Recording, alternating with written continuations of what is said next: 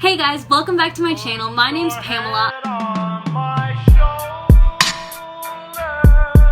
I'm a student at the University of Missouri, and today I just wanted to give you guys some tips on how to keep a 4.0 in college. We are paying so much money for these degrees, and they are obviously very important to us if we're going to college for it, so I hope that I can help you out and get those grades that you need to pass and hopefully do better than passing. Just keep on watching if you want to see the tips that I have. I really hope that they help you, and thank you so much for coming to my channel. So I just want to give a little disclaimer. I don't actually have a 4.0. I have a 3.9. But 4.0, you know, it just looks so much nicer, sounds so much nicer, feels so much nicer to just think about. Tip number one that I have is to go to class. It seems really simple, really easy, but it can be really hard when you're in the middle of a really rough month and you know that you can just skip that class because it doesn't matter, a test isn't coming up, you could skip it, but it really does make a difference, especially in classes that are a little bit more difficult. If you miss a class, it really can be missing a lot. Even if a teacher posts PowerPoints, you still don't get the full in-depth description that they have of any concepts that they're covering. And also, I know a lot of people skip classes and just watch Panopto, and that's definitely an option for some people, but I really feel like it makes a huge difference whether or not you're in class or just watching a Panopto. A Panopto, for anyone who doesn't know, is just like a video recording of the computer screen and the voice of your professor, and it can be really good, especially a good alternative if you can't make it to class one day or something like that. But I find that like a little bit difficult just because you can't see where they're pointing on the screen, what hand gestures they're using, or like what they're stressing the most. I think it just takes a lot out of the lecture, and especially with like the more complex classes, I think it's just really important that you're there in person because there's a lot of things that you can miss, and I'd never feel as focused when I'm watching a Panopto because I know that I could be doing other things, but when I'm in person it kind of forces me to be focused and on task and making sure that I'm understanding all the concepts and taking notes and stuff. And on that note, there have been so many times where I've had teachers give us bonus point answers or give us just bonus points in general for showing up to lecture when it could have been easier to just skip. So especially in those intro classes when you're a freshman or a sophomore, there is a lot of opportunity for bonus points when you do go to class, or at least in the classes that I had experiences with, they'd be like, oh, the answer to the bonus question is going to be race car. Just like little weird things like that that they would give us, and it was just so helpful to know that we had that little backup and that little edge over the other students who didn't show up to class. The second tip that I have is to take notes. I think this is one of the most important tips. It seems like a given, but I feel like a lot of people don't do this, and it really can hurt you in the long run because even though some teachers will have PowerPoint slides for you or notes for you, I think it's really important that you take your own, even if it's not taking the entirety of it. Like if you do take some of their information, it's important to write some stuff yourself because a lot of times I'll just write things in a way that I know that I'm gonna understand it when I come to look back on it, and I think that it's really just beneficial for you to write it on your own about the material because you're the only person that really understands exactly how you learn. So it's just a really good habit to get in the groove of. Now, one of the biggest things that I have really started changing in my schooling is paper versus technology.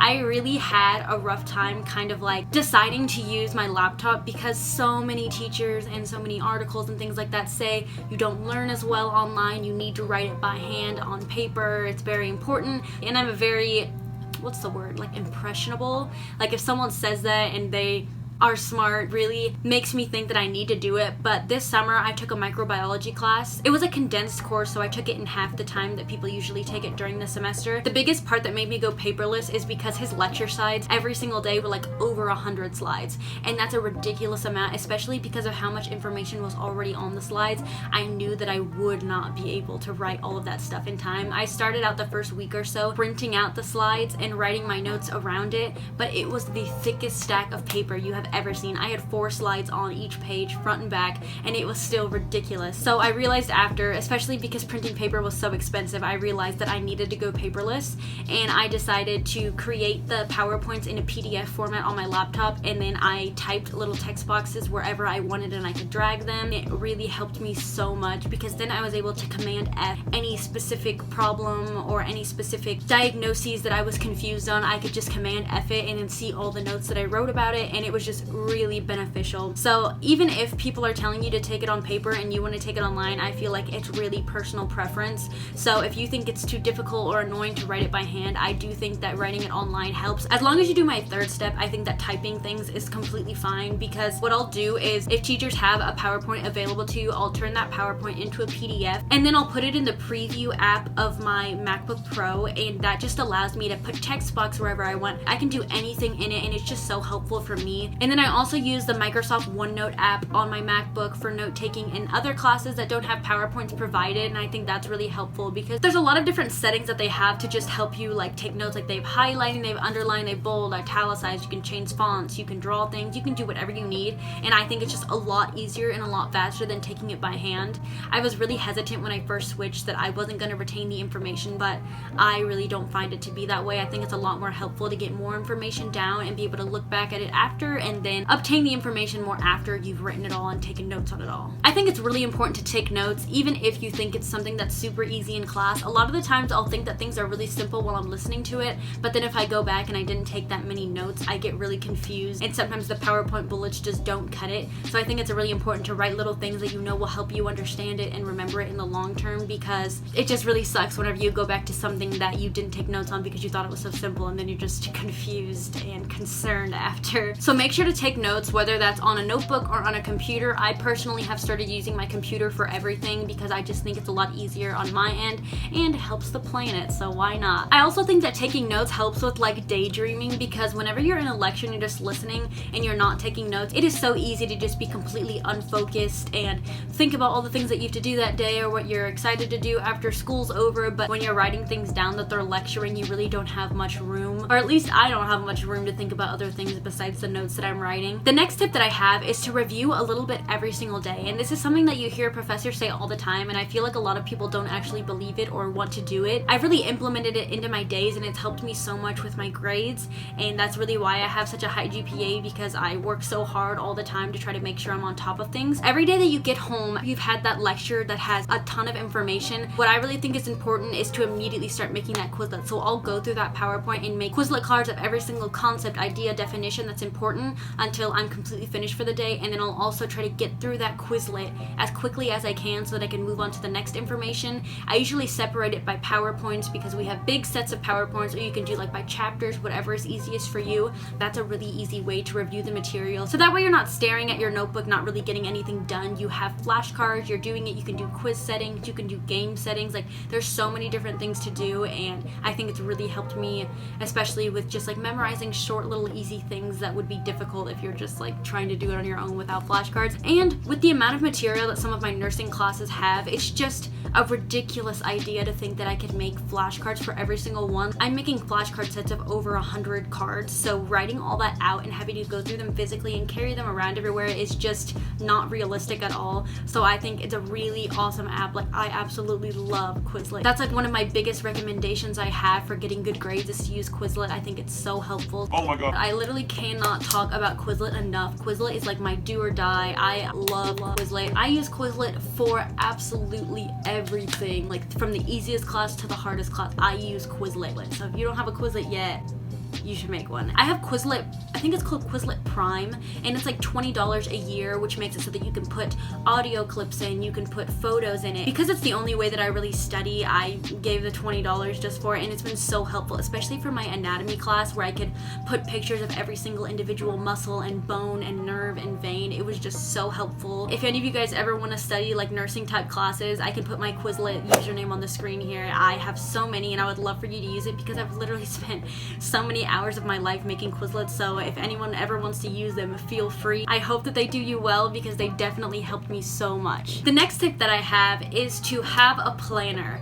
A planner seems like a given for me, especially because I've had a planner since middle school, but some people just have never used planners, and it's so crazy. I don't even know how you survive. I think it is so important. I put every single thing I ever do in my planner because there's just so many things that need to be done, and I think it's really important to stay on top of it because it would be so easy to miss little assignments here and there and end up losing 10 points just because you forgot that something was due or you forgot to do something correctly because you didn't write it down. You can get planners for so cheap. You can get planners for like $5. You could just get a notebook and write the dates that you have everything due. do. Like, just get any type of notebook that you can get that's gonna have a schedule on it where you can write down every assignment, because in college you get your syllabi, believe it or not, in syllabus week in the first week. So it is so easy to just spend that time that you have not being in super intense situations to just write down everything that's due, every homework assignment, every single thing they have written on there. I write in my planner, and I like to like color code it. It can get really fun if you like that type of thing, which I really do. But having a planner is just really vital. I think there's absolutely no way that I would be able to stay on top of the assignments that I have if I didn't write it down in my planner. Like, literally, I would fail every class. Like, there's no way. There's so many different little assignments, little online quizzes, little essays. Like, there's just so much to do in so little time. So I think having it written down is so important, and it really can keep you on track so that you can plan out when you're going to work on certain things to get it done before the due date. And yeah, if you don't have a planner, I really think that it's something that could help you, and something that's really important to just being a student, because there's so much stuff going on. And even when you're an adult, planners are really useful. So it's good to get that little habit in you right now. Another tip that I have is to just utilize your friends and hopefully make friends if you don't have any through like this process. One of the big things that I do with some of my classes this year that are a little bit easier is I really like to use my friend Emma. We really help each other out a lot because the class concepts aren't too complex. It's more just like getting little things done. So especially when tests come around, I always make a Google Doc shared to me and my friend Emma, and we'll review guide together just to lessen that load, because usually those are the types of classes where the review guides are exactly what you need to know. So it's just really helpful to have that friend to help you fill it out so that you can both study together. Just make sure to utilize people, because it just makes your life so much easier when it's not all on you, because that can happen a lot and it can really stress you out. So if you have friends that are in there who are going through it with you, it's a really good idea to ask them if they'd be willing to study with you, make a review guide with you, or just do anything to lessen your load a little bit and make your life a little bit easier.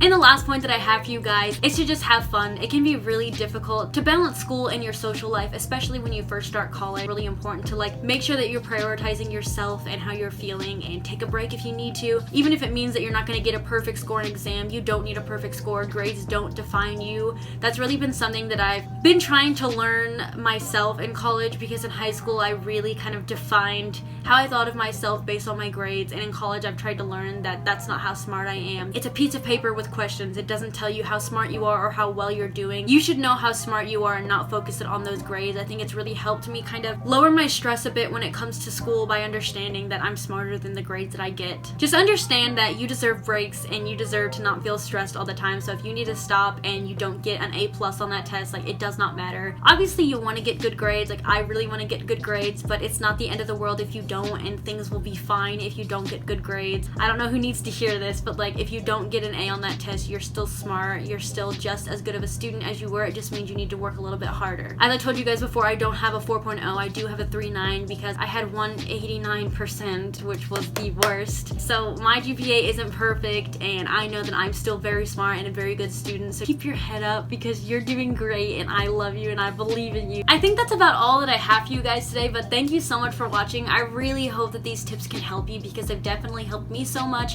and being in college is just so rough. I feel like any tips you can get really can help. So I hope that these have given you guys a little bit of insight on how to get good grades, and that you really try to do them, because I want you guys to get good grades too. If you like me or my channel, feel free to subscribe and like the video if you enjoyed it. I hope that you did, so you should go like it.